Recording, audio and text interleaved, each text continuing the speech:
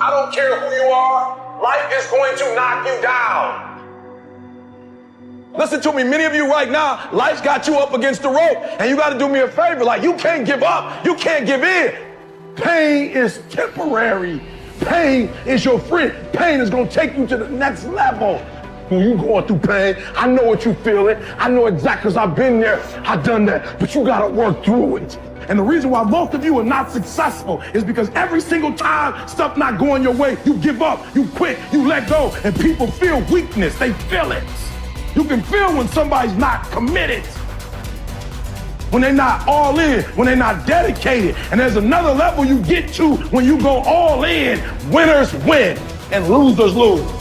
There are going to be times that you're going to be wondering, why should I keep showing up and working my business? Why should I keep at it? Why should I keep showing up to the conventions? Why should I keep picking up the phones and making the phone calls? Why should I keep fighting for my goals and fighting for my dreams? And what I want to remind you is that you got to show up for your life regardless of the circumstances. You got to show up in spite of the naysayers. You got to show up in spite of the conversation going on in your mind.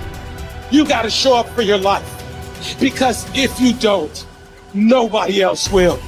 If you want unreasonable results in your life, you've got to be willing to be unreasonable.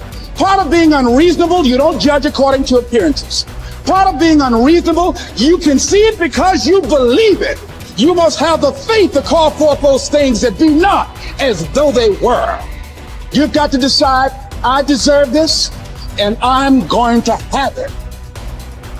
You've got to say yes to your life. You've got to say yes.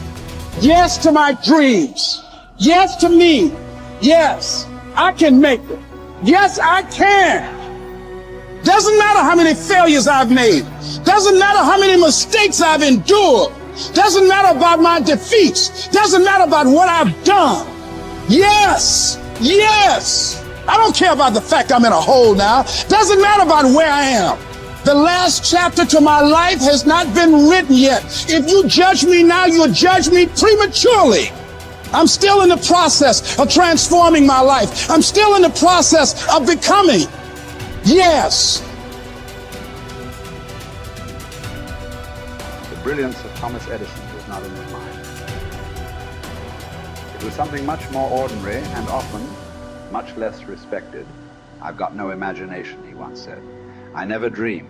I've created nothing. If you're someone who doesn't like Edison, you might think that this is Edison admitting to stealing his inventions from other, more brilliant inventors, like Nikola Tesla.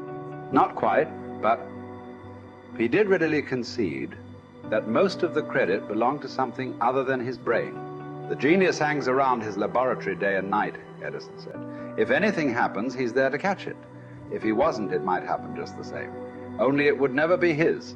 What he's talking about is showing up. The incredible, underrated power of clocking in every day, putting your ass in the seat, and the luck this seems to inevitably produce. Edison lived in his laboratory and never missed a day. Like Gehrig, even when he was sick, when he was tired, or when visited by tragedy or disaster. The modern conveniences we can trace to his lab then owe far more to his body than his brain, to the compounding power of consistency rather than sheer brilliance. It wasn't about inspiration.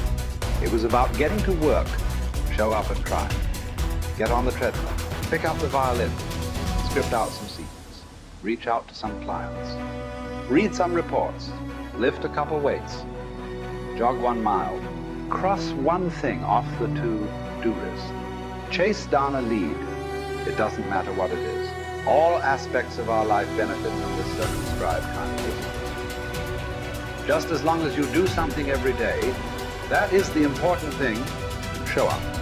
When you're tired, when you don't have to, even if you have an excuse, even if you're busy, even if you won't get recognized for it, even if it's been kicking your ass lately, once something is done, you can build on it. Once you get started, momentum can grow. When you show up, you can get lucky. Is this still hard? Yes. But the good news is that because it's hard, most people don't do it. They don't show up. They can't even do one tiny thing a day. So yes, you're alone out there on the track in the rain. You're the only one responding on Christmas. But having the lead is, by definition, a little lonely. This is also why it's quiet in the morning. You have the opportunities all to yourself. Don't worry about setting any records. Just report for duty. No excuses. And here's the irony. This is also a way to break records. Consistency is a superpower. Day to day, willpower is incredibly rare. Lowell Gettrig was a solid position player and a good hitter. But his success really was rooted in the fact that he didn't miss many days of work. It's quite likely that had he continued at his normal pace and not been stricken with R's, that he would have put up career numbers that surpassed Babe Ruth. Gettrig wasn't just able to show up despite injuries and fatigue. He also had to push through ennui, doubt, and just plain not feeling it. He had slumps like we all do, but he also understood what they meant. As a minor leaguer, he had struggled at the plate and thought about quitting. The Yankees' owner sent down a scout to walk Gehrig through the very basic math of a batting average. A good hitter hits 300, and hitting 350 is terrific. Hitting 400 is almost unheard of. What does that translate to? Missing on 6 tries out of 10. A hitter can also go days, weeks without touching the ball. That's what the scout told him. The most important thing a young ball player can learn is that he can't be good every day. You don't have to always be amazing. You do always have to show up. What matters is sticking around for the next at-bat. The ability to do that, coupled with the ability to endure what John Steinbeck called dawdly days while writing East of Eden. Those days when everything seems out of whack, when you're just not feeling it, when the distractions won't stop, is the first step to greatness, literally. You cannot be great without the self-discipline to do that. One thing a day adds up. Each day adds up. But the numbers are only interesting if they accumulate in large quantities. You guys that are just getting started, you're not going to start right here. You're going to start down there, probably in another city, another town. I grew up in Lake Charles, Louisiana, no money, raised by a single mother. I was in debt at 25 years old. First thing that I had to do in my life was not learn a new skill. First thing I had to do to get my life moving in the right direction was self-development. It is vital. It was vital for me that I improved myself and I could start depending upon me. I had to show up every day with some rituals, some disciplines, and start getting myself to trust me, not trust others, but trust myself to do the right thing every day. One of the things that I started doing was beating the sun up every morning. I'm going to beat that sun up every morning so that I have the discipline and the control over my life. So I knew, hey, before that thing pops, I'm going to pop. I'm going to get out of bed, depend on myself, get up at the same time every day. And for me, that time, regardless of where I was beat that sun up. No matter where I am, I'm going to beat that thing up. So it gives me a sense of control over my own life. Second thing,